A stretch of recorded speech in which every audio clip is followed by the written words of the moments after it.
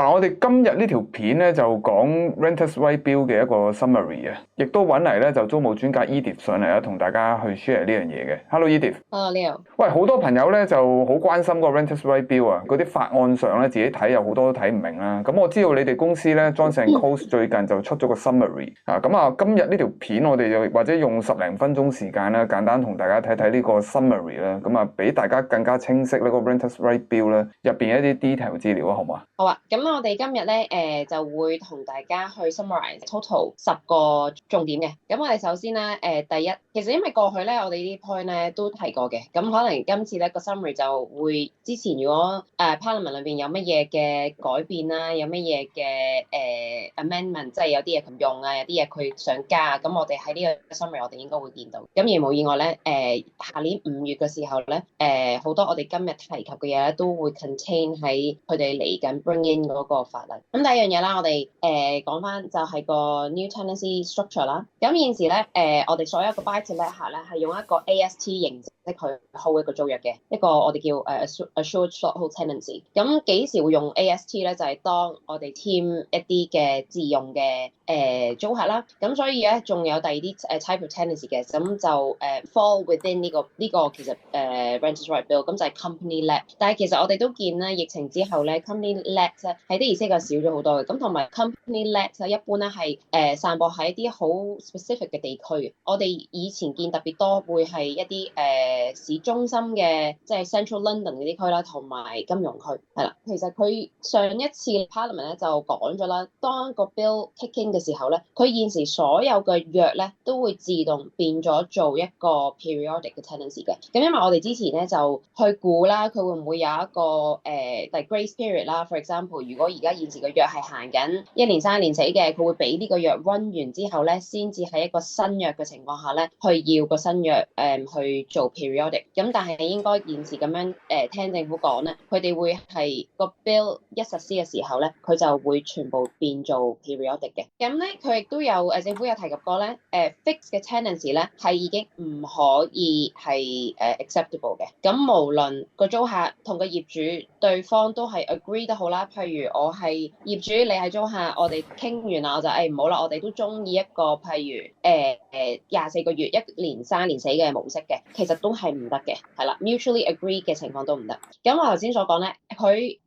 呢個 bill 係 apply to AST 嘅 framework 嘅，係啦。咁譬如一啲嘅 company let，即係如果我係業主，我租俾一個公司，咁呢個唔 apply 啦。咁同埋一啲 short term lets 嘅，咁同埋咧，而一啲租金咧係超過10萬英鎊1年嘅咧，都係唔 fall within 個 Renters Right Bill 嘅，係啦。所以有 sort of 3個 exception 啦。咁你睇第二個 point 啦。咁第二個 point 咧係 rent and rent increases，咁即係我哋講緊一啲加租嘅情況啦。我哋對上一次都講過嘅，加租咧係容許每12個月咧係一次加租。咁加租嗰刻，我哋要 serve 一張叫 Section 13嘅 notice 嘅，咁要俾2個月通知個租客啦，去提出一個加租嘅條款啦。個 rent review clause 喺一個租約裏邊咧，即係有陣時我哋而家有啲租約咧係本身當2年約啦，我哋其實已經有一啲個 clause 喺個約裏邊咧 ，after 12個月咧有一個自動加幅嗰個條款嘅。咁呢啲亦都唔可以再寫喺個租約裏邊。係啦，咁租客亦都可以咧，如果佢覺得個租金係唔公平嘅遞增嘅話咧，佢可以去 challenge 呢個租金嘅。我哋 through 一個叫 first tier 嘅 tribunal 係啦。咁當然啦，可能好多都會諗，咁如果租客去動用到 first tier tribunal，咁使唔使錢㗎？咁邊個俾錢㗎？等等。咁so far 我哋收到嘅資訊咧係冇需要有費用嘅，係啦。咁第三項啦，我哋講翻租客一般嘅 deposit 先啦。咁 deposit 現時咧，我哋係 take 租客咧一個5個星期嘅租金咧做一個按金嘅，咁亦都係需要去 register 喺政府嘅旗下appoint 嘅3個 scheme 裏邊其中一個啦，係啦。咁我哋自己公司係用一個叫 TDS 嘅 scheme 啦。咁呢個係 apply 住租金咧係 below 5萬英鎊1年嘅，係啦。咁如果個租金係超過5萬英鎊1年嘅話咧，一啲比較貴啲嘅樓盤咧，咁係可以 take up to 6個星期嘅租金啦做 deposit 嘅。OK， 咁 marketing 同埋 rent offers， 咁呢度第4 point 係講乜嘢咧？Basically 係講翻一啲我哋以前有一啲嘅marketing 嘅 strategy 咧係offers in excess of 係啦。咁現時買賣咧亦都繼續會可以用呢一個 phrasing 嘅。咁即係其實咧佢因為佢 create 咗一個類似 bidding 嘅感覺，即係如果個租金本來係500磅一個星期嘅，但係係我唔寫500磅，我寫 offers in excess of 500，即係 basically 我係同咁多即係觀眾睇緊，或者啲租客睇緊呢個 advertisement 啦，價高者得，佢哋係唔容許喺租務個情況下咧再用呢一個 wording 嘅。咁所以到時咧就係、如果500磅，我哋淨係可以登500磅，係啦。咁亦都就算有多個租客係埋嚟會出 off，我哋亦都唔可以再同佢講啊。但係你而家咧，我哋手頭上咧，我哋都仲有第二個 offer 喎，你會唔會俾高少少啊？係啦，因為呢啲會產生一個情況咧，租客可以去raise 一個投訴去 complain，因為我哋已經唔係叫佢俾緊我哋登緊個租金，我哋係叫佢俾多過我哋登緊 marketing 個租金。係啦，其實因為咧個 bill 咧唔係，例如佢今日話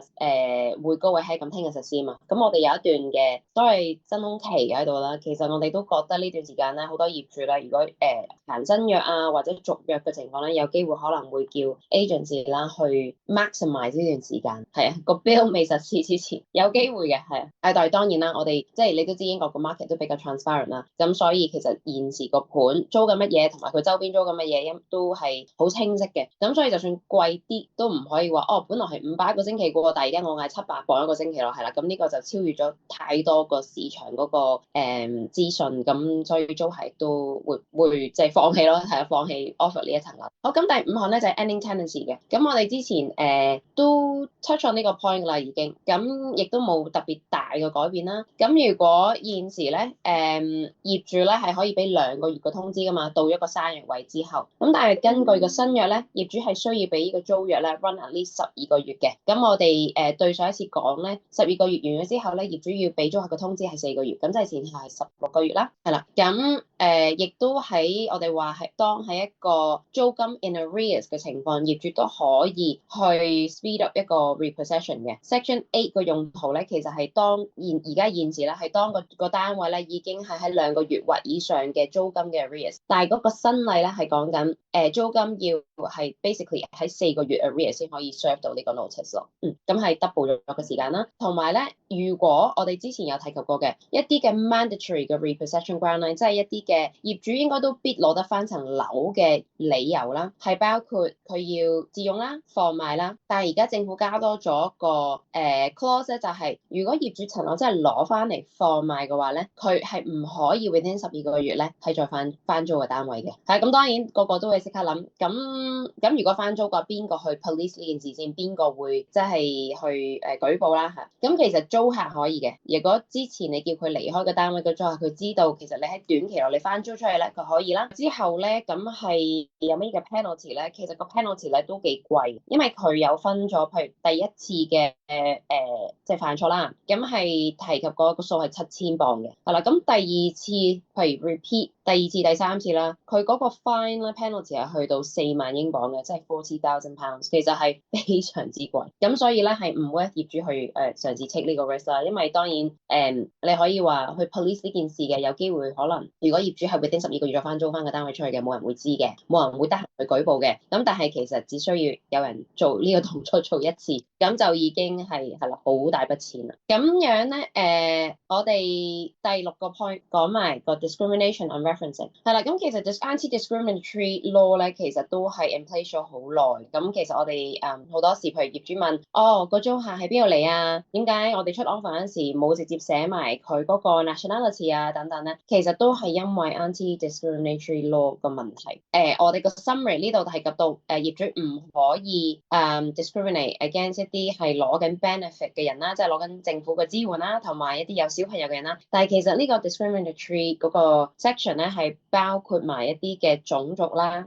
性別啦、係啦等等嘅。咁所以點解好多時咧 agency 係唔應該，甚至乎係應該冇嘅，會一出 offer 咧就話俾業主知，呢個人係法國人嘅，呢個人係葡萄牙人嘅，或者係中國人嘅、日本人嘅，呢啲全部一律都唔講嘅，因為比較敏感嘅。係啦，咁好多時咧租客睇樓咧，因為英國咧係冇睇樓字呢樣嘢啦，咁所以首先咧我哋都唔會睇樓嗰刻咧問到佢攞任何 ID。喂，但係 Edith，我哋咧有時即係有啲客打嚟查詢啦，問嗰啲買樓啦嚇，有啲可能放租啦，咁但係唔係代表所有香港人啊，即係某一小撮香港人啦，可能佢哋有啲擔心啦，即係如果佢放租啦，咁啊咁啱就可能某類型朋友租咗佢間樓，其實就冇嘢嘅，不過佢就驚可能煮餸啦，可能大陣味啦，或者生活習慣上各方面啦，驚咧間屋第日就可能收翻嚟嚟之後咧，都仲有陣味。經你哋好啦，或者經其他你哋同業都好啦，咁啊放租可能如果收到呢啲 offer 都冇得拒絕㗎啦。因為其實一般咧，我哋唔會去 disclose 嗰個租客個 nationality 嘅，喺第一個接觸嘅時候，即係第一個接觸 as in 我哋出 offer 俾業主嘅時候，因為好坦白啦，我頭先提過，其實同時都係 make 一個我哋叫 educated guess，即係冇人知道其實個租客實際上佢係咪真係法國人，因為譬如加拿大 Quebec 都會講法文㗎嘛，咁我可以聽到佢有法國口音，但係原來最後尾我以為佢法國人嚟嘅喎，但係嚟到之後，原來佢係從加拿大嘅喎，咁可能都 educated guess 裏邊都會有嘢會錯嘅，但係當如果同時 disclose 咗一個客嘅 nationality，而個租客之後去 decline，即係個業主去 decline，sorry，唔係因為個 offer 問題，唔係因為租金，唔係因為 start date，唔係因為職業年薪，但係因為一知道佢係某一個 nationality 嘅人去 decline 咧，其實ongoing 咧個 industry 係想打擊嘅，咁所以變咗無論係公司或者第啲 agency 咧，即係可能都會提一提業主，如果係再係 keep 住每一次都係咁樣啦，好難會繼續合作落去咯。好坦白，即係同時都好難做噶嘛，即係個 offer present 咗之後，咁有陣時理由係 decline，咁都會同個租客去講。咁尤其是嗱，而家冇得去 bid 嗰個租金啦，冇得同個租客講啊，你 offer 咗500喎，但係隔離嘅租客 offer 緊550、570喎，所以咧其實人哋個 offer 比你高。咁所以其實有陣時如果太多業主係咁樣揀法咧，都令到即係業主同 agency 嗰個合作咧係會困難嘅，係啦。咁我會 expect 其實一啲大啲 reputable 嘅 agency 咧係會開始排斥呢類型嘅業主嘅，因為其實係好難去合作落去噶嘛。咁但係你話咁有啲會唔會即係細啲嘅 agency 佢哋乜都做乜都冇乜所謂，照可能一啲灰色地帶，甚至乎 against 嗰個law 去行，即係可能照話俾業主知，照業主話唔 OK，佢照揾第二個俾佢。咁當然一定有啦。咁但係如果係用呢類型嘅 agency，咁可能業主都要考慮到佢哋本身嘅 integrity 有問題嘅話，咁其實佢第二啲嘢，佢做嘅第二啲嘢會唔會影響業主咧？係咪先？即係如果出事嘅時候，佢會唔會好坦然同你講其實發生咩事咧？去到 end of tenancy 去做 check out 嗰陣時，佢會唔會有心機同你去做，佢同你 claim 咩？定話佢求其過咗就算咧？甚至乎佢下一輪同你揾第二個租客，佢會唔會求其俾個租客你？佢係咪真係 go through 晒所有嘅要做嘅 check？佢肯定即係呢個租客唔會即係有機會出事一日後。咁所以其實我哋 expect 一啲大嘅 reputable 嘅行啦 agency 啦，其實做嘢應該係會好統一嘅，因為好坦白啦，我都做咗行內都10年啦。其實我每一次喺即係我有做過唔同公司啦，咁其實公司嘅 stance 咧都係一樣嘅，唔可以咁樣嘅喎，唔可以咁樣問嘅。其實如果你因為呢個原因咧，咁我哋好難繼續合作。其實呢一個 message 咧係唔單止我而家現時嘅公司嘅，就算之前我做開嗰啲大嘅公司都一樣係 take 呢一個 stance 嘅。其實都要小心嘅，因為嚟緊咧我仲有下一個 point 啦 landlord database， 同埋再第9個 point 係landlord ombudsman 啦。其實業主咧係會多咗 exposure 嘅。exposure 意思就係首先我講 landlord database 先啦。而家嚟緊佢實施嘅話咧，如果即個 law 一實施嘅話咧，咁其實每一個業主咧係需要登記咧自己嘅資料喺一個 landlord database 裏邊嘅。咁佢而家現時就講一啲 compliance 嘅嘢啦，即係肯定有加 safety cert 啊等等嘅嘢。但係其實你唔知道呢個 database 之後咧，佢會唔會有啲位去俾你留 comment 嘅？呢個業主需要 blacklist 嘅，因為咧佢成日都會係種族歧視嘅 for example。咁如果你呢啲 comment 留咗喺個 database 度咧，其實都會直接性影響業主個揾租客個 opportunity 噶嘛，係啦，因為嗱而家我哋現時做 tenant reference 啦，租客嘅所有嘢業主可以睇到啦。咁但係 landlord database 係相反咯，第時租客會睇到呢個業主佢哋啲維修係快手做嘅，即係唔拖嘅，佢哋所有 compliance 需要嘅 cert 係會做晒喺度嘅，即係唔會冇嘅。咁但係如果佢有個位係留 comment 嘅，可能一啲嘅 agency 或者過去租客啦，因為而家冇人知道咩人先可以留到一啲嘅 update 喺個 database 度啦。咁會點樣影響個業主咧？之後咧，因為佢要 be part of 呢個 landlord database 咧，所有嘅 marketing 之後咧都需要嗰個 registration ID 嘅，所以係冇業主可以去平台度做廣告而係冇 register part of 呢個 landlord database 嘅，係因為可能有啲業主會諗咁我咪唔登記咯，係唔得嘅。係啦，因為應該 going forward 個 agency 都會問你個 registration ID 係乜嘢？係啦，咁第8咧就係講寵物啦。咁現時咧，其實我哋寵物咧係會喺個約個頭嗰度咧，如果要帶入嚟咧，就已經講咗嘅。咁如果佢喺個約中間咧提出咧，咁有陣時當然都有機會話去decline 呢樣嘢啦，因為而家用嘅理由就係話，不過你當時 offer 個刻你冇講過你有寵物嘅喎，咁個客 accept 咗個 offer 係 based on 你趕住個 offer 噶嘛，咁你突然間話要寵物，咁就係啦，咁就業主就會有權 decline 咯，因為你改緊即係當時嗰個所謂 terms of offer 啦。咁但係咧而家政府咧就 amend 咗啦，咁就話喺一個租約嘅期間，任何時間個租客都可以要求去帶一個寵物入嚟嘅。咁而業主咧係需要喺28天裏邊咧去俾一個答覆啦。咁同埋唯一一個佢哋話refuse 嘅 grounds 係要係 reasonable 嘅。咁乜嘢為於 reasonable grounds 咧？咁就係其實要靠個 head lease 啦。咁嘅 head lease 如果佢話本身都係唔容許寵物嘅喺個 development 嘅，咁呢個係非常之一個 reasonable grounds 啦。咁但係其實我哋都知道大部分嘅樓盤咧而家都係 pet friendly 嘅。係啦，咁所以咧呢度係有呢一個嘅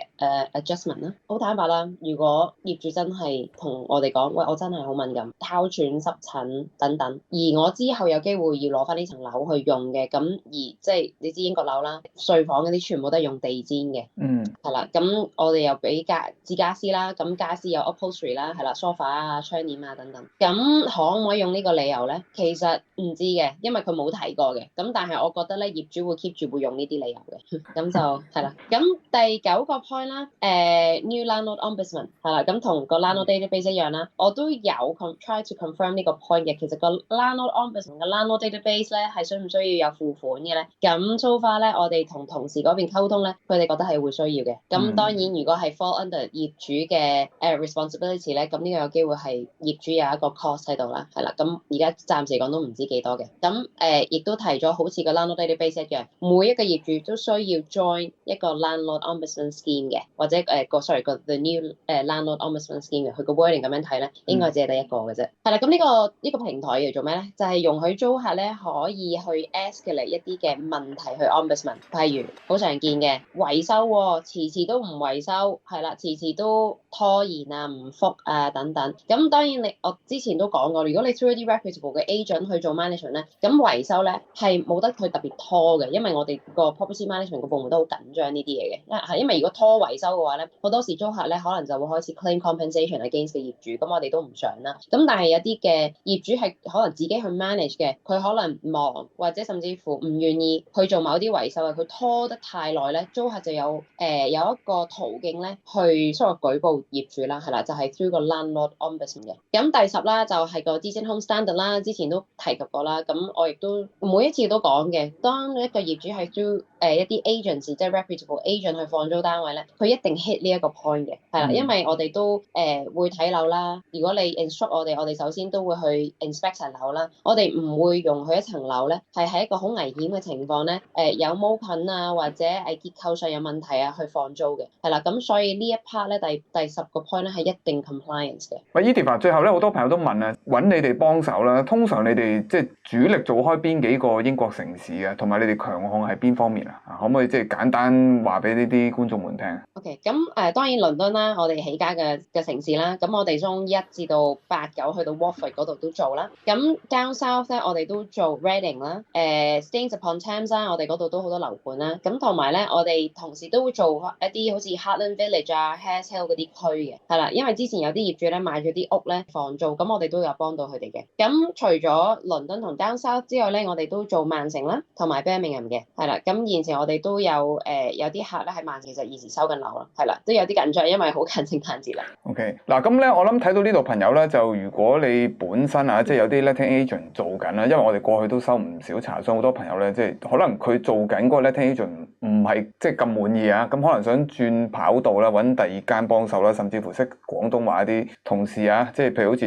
Edith 你哋團隊咁啦，咁啊歡迎咧可以喺呢條片咧文字欄下面嗰條 WhatsApp link 咧，可以 click 嗰條 link 咧就可以揾到阿 Edith 佢哋做個諮詢嘅。咁因為 Renters Right Bill 呢樣嘢咧，就我諗大家要特別注意啊，即係如果你去揾一啲咧 letting agent 咧，最好揾啲有信譽啦，同埋真係比較有交代嘅letting agent 咧，起碼咧即係喺個時間上同精神上咧即係你可以輕鬆好多啊。咁今日呢條片咧分享嚟到呢度，多謝你 Edith，我哋下條片再見。拜拜。拜拜。